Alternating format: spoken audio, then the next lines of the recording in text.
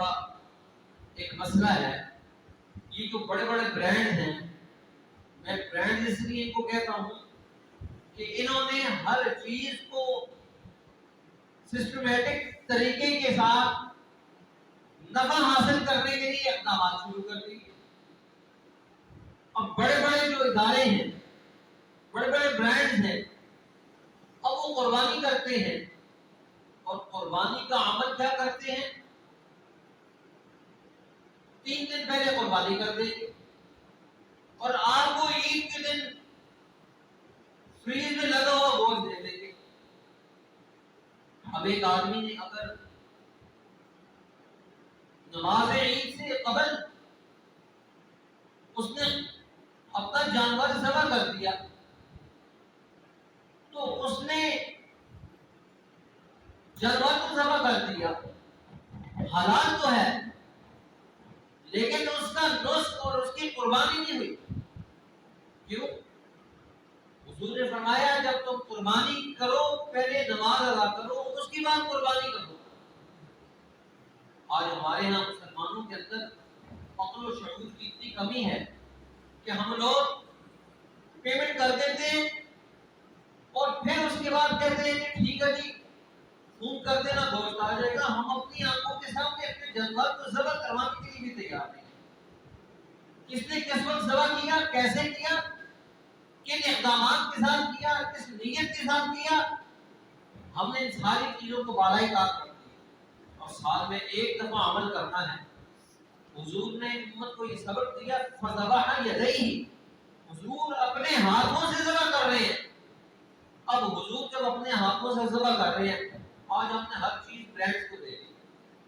ٹھیک ہے جی یہ ہمارا اتنا حصہ بنتا ہے، ہم آپ کو پیمنٹ کر رہے ہیں اور جو ہے نا جی آپ ذبح کر رہے ہیں. اب وہ لوگ کیا کر رہے ہیں؟ 2 عید سے پہلے ذبح کر رہے ہیں، زیادہ قربانیاں کر رہے ہیں. اور عید سے پہلے بھائی نماز عید سے پہلے تم کیسے قربانی کر سکتے؟ حضور نے اجازت نہیں. اس لیے دین کا ہر عمل حضور کی جو عملی زندگی ہے اس کو دیکھ کر ہوگا، عام لوگوں کی خواہشات کو دیکھ کر نہیں ہوگا. آج ہمارے یہاں اور بہت بڑا فتنہ ہے.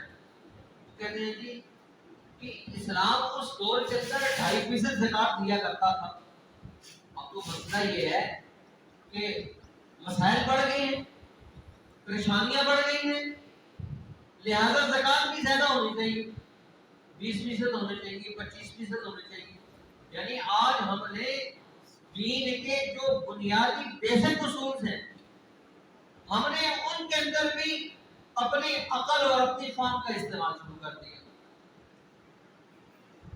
اور اگر ہم 2.5% سے آگے نکل کر 5% لگائیں گے عبادت ختم ہو گئی.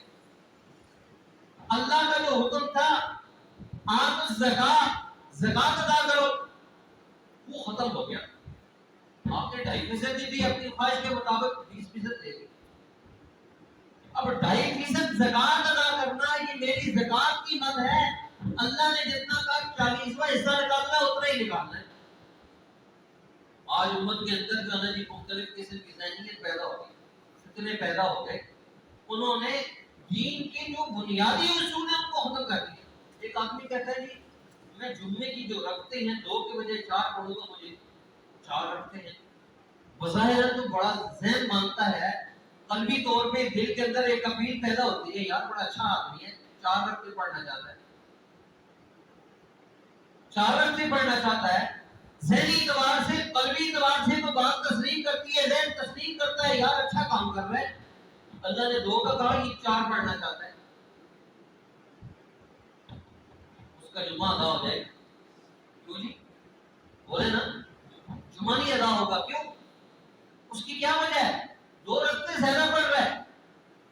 اللہ نے کہا 2.5 روپے دینے ہیں، کہتے نہیں ہم 5 دیں گے. کوئی نفل ادا کرو، صدقات کرو، خیرات کرو، جتنی مرضی کرو، لیکن جو 2.5 روپے دینے ہیں وہ 2.5 روپے ہی ہیں. زکات میں کمی بیشی نہیں ہو سکتی. کوئی آدمی کہہ رہے کہ بہت زیادہ مسائل پیدا ہو چکے ہیں، 40واں حصہ نکالیں گے ہم 1 روپے دیا کریں گے. کوئی کہے کہ مسائل کا انبار ہے، جیسے جیسے جو ہے پریشانیاں بڑھ رہی ہیں، ایسے ویسے زکات کا عمل بھی بڑھے گا، بظاہر قلبی طور پہ دل تسلیم کرتا ہے، لیکن ہم کہیں گے نہیں، اسلام کی جو بیسکس ہیں، اسلام کی جو بیسک تعلیمات ہیں، جو اسلام نے اپنی اصولی زندگی دی ہے، اس کے اندر اگر کوئی آدمی اپنی رائے دیتا ہے تو کتنا ہی بڑا انسان ہو، دنیا کے سارے غوث کتب اور ابدال اکٹھے ہو جائیں اور اگر کہیں گے کہ جمعہ کی 4 رکعتیں پڑھیں گے، ہم ان تمام لوگوں کی بات کو اٹھا کر پھینک دیں گے، ہم کہیں گے نہیں، اللہ نے جو حکم دیا اس کو پورا کریں گے۔ آپ کتب ہیں ماشاءاللہ پڑھتے ہوئے آ رہے ہیں، آپ کا احترام ہے، لیکن شریعت کے اصولوں پر آپ کی بات نہیں مانی جائے گی۔ شریعت کے اصولوں کے مد مقابل دنیا کا امام اعظم ابو حنیفہ اٹھ کر آ جائے، کہنے جی آپ نے جو ہے جی ایسے کام کرنا ہے، صفا مروہ کے 7 چکر لگانے ہیں، کہنے جی 11 چکر لگانے ہیں۔ بھائی امام صاحب آپ بڑے محترم ہیں، لیکن آپ کی بات کو کیسے مانا جائے؟ حضور نے کہا ایسے کرنا ہے، حضور کی بات مانی جائے گی یا اللہ کی بات مانی جائے گی؟ یا قرآن میں جو ہے وہ مانا جائے گا، حدیث میں ہے وہ مانا جائے گا؟ جماعت صحابہ نے جو کیا حضور کے سامنے، حضور نے کہا ٹھیک ہے وہ مانا جائے گا۔ اگر کوئی آدمی اپنی رائے دے، ہم کہیں گے ہم تیری رائے کو تسلیم نہیں کر سکتے، کیوں؟ یہ شریعت ہے، یہ اصول ہے۔ آج اگر کوئی آدمی کہے میں نماز عید سے قبل قربانی کر دوں گا، جیسے دنیا کے بڑے بڑے برانڈز نے شام کام شروع کر دیا، لوگوں کے ایک نئے فکر میں مبتلا کر دیا۔ تو پہلے نماز ہے، پھر اس کے بعد قربانی کا عمل ہے۔ اس لیے آپ دیکھیں